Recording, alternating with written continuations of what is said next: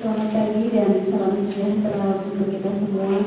Yang terhormat Bapak Camat Kecamatan Liang Enggang, yang terhormat Bapak AKBP Dr. Bambang Pitoyo Nugroho, SPSMH selaku Kartip Bayangkara tingkat 3 Banjarmasin, yang terhormat Kepala Dinas Kesehatan Kota Banjarbaru atau yang mewakili, yang terhormat Kepala Puskesmas Liang Enggang beserta staf, dan Bapak Ibu peserta lomba karya ini sekaligus fokus group discussion dalam rangka antisipasi penularan wabah virus corona COVID-19 oleh Polda Kalimantan Selatan.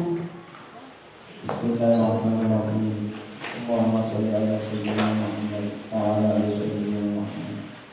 Ya Allah ya Khalik, ya Allah yang Maha Pencipta, ya Allah kata dan rasa yang pantas kami aturkan dan syukur kami kepadamu atas segala rahmat dan nikmat yang sudah Engkau anugerahkan kepada kami, sehingga kami bisa hadir bersama untuk mengikuti kegiatan lintas sektor Kecamatan Liang Enggang. Ya Allah ya Rahman, wahai Allah yang Maha Pengasih, dan rencana acara kami hari ini sebagai acara yang ya Allah, hanya kepadamu kami berharap dan hanya kepadamu kami mohon pertolongan. Kabulkanlah setiap doa dan permohonan kami. Rabbana atina fid dunya hasanah wa fil akhirati hasanah wa qina adzabannar. Wassallallahu ala sayyidina Muhammad wa ala alihi wasallam. Alhamdulillah rabbil alamin. Assalamualaikum warahmatullahi wabarakatuh.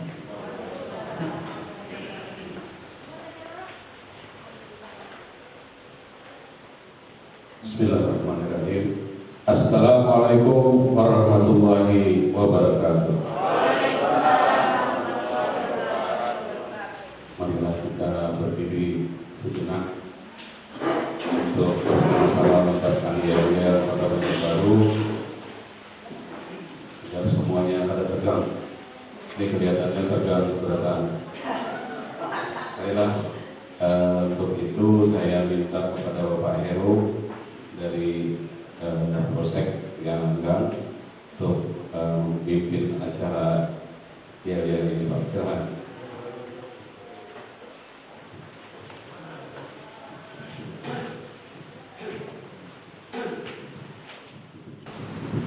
Mohon izin kita yel-yel untuk Banjarbaru. Yang pertama, Banjarbaru berkarakter, Banjarbaru melayani, Banjarbaru bisa. Kita bersama-sama. 1, 2, 3. Banjarbaru berkarakter, Banjarbaru melayani, Banjarbaru bisa. Terima kasih. Terima kasih Pak Heru.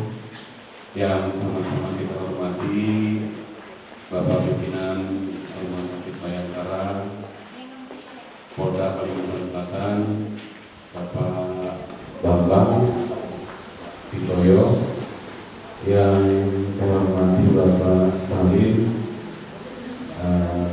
Sahabat Selatan, Pak Kepala Dinas Kesehatan Kota Banjarbaru, pimpinan Puskesmas Kota Banjarbaru, Bapak-bapak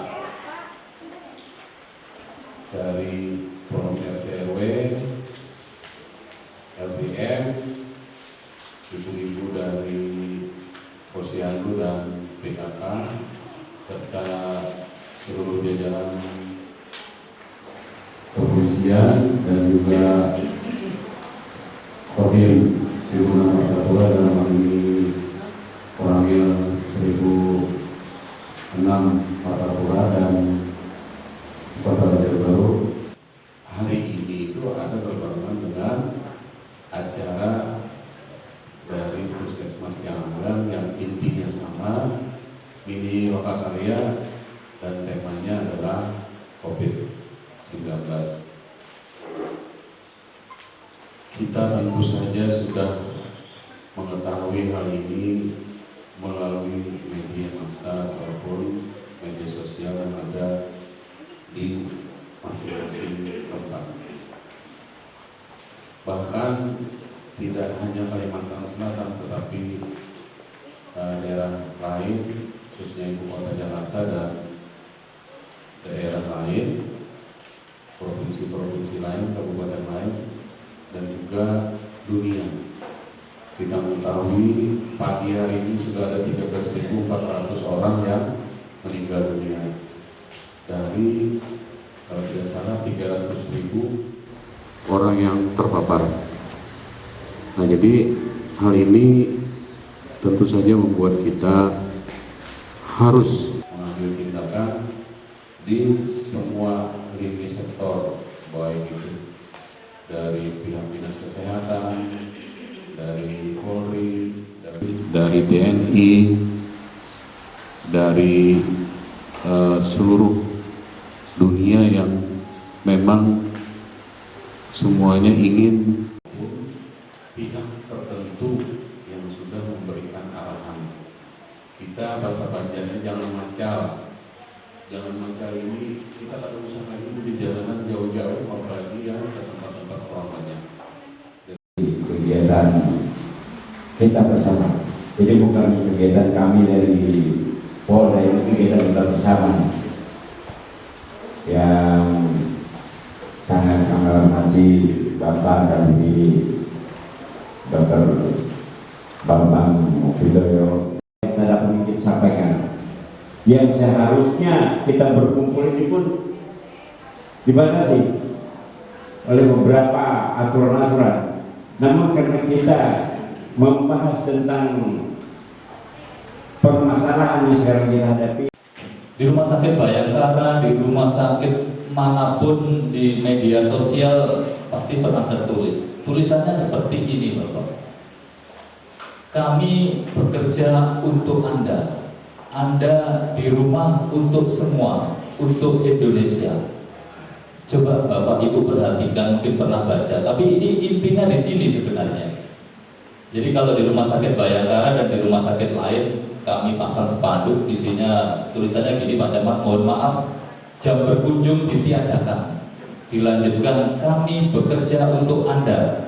Anda di rumah untuk semua, untuk Indonesia. Kuncinya di situ sebenarnya. Jadi COVID-19 Bapak Ibu sekalian ini ya, kita sudah dengar semua. Ini saya lebih baik di rumah. Bukan saya malas, bukan saya apa, karena saya tidak tahu apakah di dalam badan saya ini ada virus tidak. Makanya Pak Camat tadi salamannya jadi saya takut nanti jangan-jangan sudah ada virus di dalam diri saya. Jangan-jangan nanti saya menularkan kepada rekan-rekan yang ada di aula ini. Ya. Ataupun kalau saya tidak ada virus, saya takut nanti ada salah satu di antara kita yang sudah ada virus di badannya sebenarnya. Karena pendek berjemur, ini kesempatan. Jangan takut hitam, gitu ya. Kita jam 9, jam 10 itu yang bagus. Ya, kalau ada sinar matahari, upayakan berjemur. Ya, itu dan kuman, gitu ya. Kemudian nanti kalau kita sudah memasuki masa kemarau gitu ya, usia panas gitu ya, kemungkinan virusnya akan bisa mati oleh sinar matahari. Tapi itu masih kemungkinan. Tetap kita waspadakan Bapak-bapak Ibu sekalian ya. Jadi ini semua kewaspadaan seperti disampaikan Pak Camat tadi. Ini kewaspadaan. Kalau tidak, sudah banyak contohnya di Cina, di Italia, mungkin di mana ya, sudah banyak contohnya. Ya, kita rumah sakit sudah, tenaga medis sudah banyak yang sudah ada yang jadi korban juga. Salah satu cara untuk mengatasi itu ya partisipasi dari masyarakat. Ya. Saya rasa itu Bapak-bapak Ibu-ibu sekalian, saya tutup lagi dengan kalimat yang saya titipkan dari saya sampaikan. Ya. Kami bekerja untuk Anda, Anda di rumah untuk semua, untuk Indonesia. Saya rasa itu yang dapat saya sampaikan. Terima kasih. Mohon maaf apabila ada hal yang kurang berkenan. Wabillahi taufiq wal hidayah. Wassalamualaikum warahmatullahi wabarakatuh. 2019, penyakit jenis baru belum pernah diidentifikasi sebelumnya pada manusia dan virus penyebabnya adalah SARS coronavirus tipe 2. Jadi coronavirus itu adalah sekelompok virus, dia macam-macam jenis virusnya. Ada yang menyebabkan SARS, ada yang menyebabkan MERS, dan inilah yang terbaru yang menyebabkan penyakit COVID-19. Bentuknya kalau dilihat di bawah mikroskop itu seperti matahari atau corona matahari, mahkota atau corona matahari. Itulah jadinya kelompok virus ini disebut dengan coronavirus.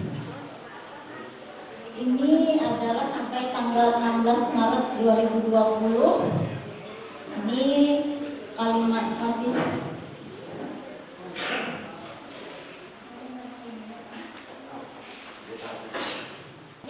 minum obat pil. Jadi dia mungkin sudah tidak di rumah sakit lagi melanjutkan pengobatan.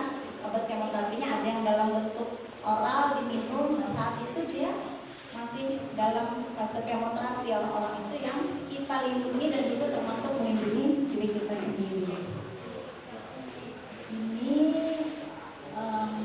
himbauan pencegahannya tetap menggunakan masker, terutama bagi yang sakit, kemudian tutup mulut dan hidung, kemudian tutup mulut hidung dengan tisu, terutama pada saat batuk bersin atau dengan lengan baju, kemudian membuang sampah tisunya dan tetap harus cuci tangan lagi dengan baik dan benar.